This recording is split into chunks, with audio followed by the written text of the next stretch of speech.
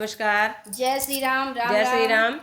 आप सभी का चैनल पर बहुत बहुत स्वागत है। और आज एक प्यारा सा सोहर गीत लेकर आए हैं। बिटिया के सोहर का गीत है। उषा जी एक खुशखबरी देने वाली हैं आप लोगों को। मेरी भाभी डाली तिवारी को लड़की हुई है और उसी के उपलक्ष्य में डाली तिवारी के लिए एक प्यारा सा सोहर जा रहा है हमारे चैनल पर। तो आप सभी लोग उनको बच्चे को खूब आशीष दीजिए।